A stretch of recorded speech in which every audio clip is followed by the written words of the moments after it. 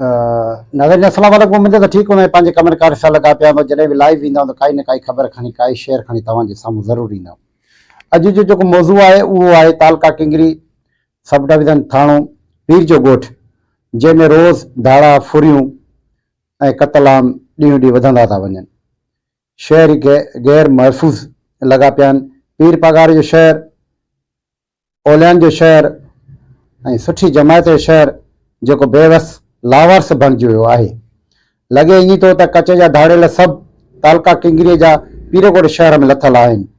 रोज़ मींहं फुरियूं, चोरियूं, धाड़ा, अगवा सां गॾु गॾु माल जान खे बि नुक़सानु थी वियो आहे।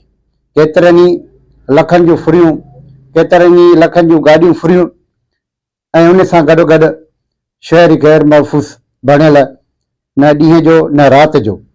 आख़िरकार तालका किंगरी पीर जो ॻोठ, पीर पगार जो शहर कहिड़े तरफ़ धिकियो थो वञे। रोज़ फुरी लॻी पिया आहिनि, रोज़ धाड़ा लॻा पिया आहिनि। उन सां गॾो गॾु वनफा हिन वक़्तु फैल भरियल आहे। वनफा इंचार्ज हिकिड़े पासे ॾोह थिए थो, ॿिए पासे मोटायो थो वञे, फोटो सेक्शन कई थी वञे, एसएच खे हार पाराए था वञनि, वनफा इंचार्ज खे हार पाराए था वञनि ऐं ॿिए पासे लखनि जो धाड़ा हया था वञनि। ऐं उहे केतिरे ॾींहंनि खां पोइ वापसि जॾहिं थियनि था त अधु रक़म में मोटर साइकिल फुर थियल वापसि थियनि थियूं त चोर गुम। लॻे ईअं थो त पुलिस हथ सां कराए ड्रामाबाज़ी करे ग़रीब आवाम खे बेवकूफ़ बणायो थो वञे। पीर ॻोठ जे शहर खे आख़िरकार वञे त केॾांहुं वञे।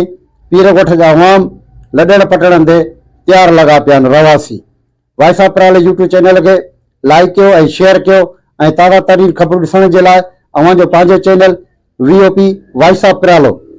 जिन दोस्तनि लाइक न कयो आहे त लाइक कंदा, ताज़ा तरीन ख़बरूं ॾिसंदा ऐं कोई इशू खणी तव्हांजे साम्हूं ज़रूरु ईंदासीं।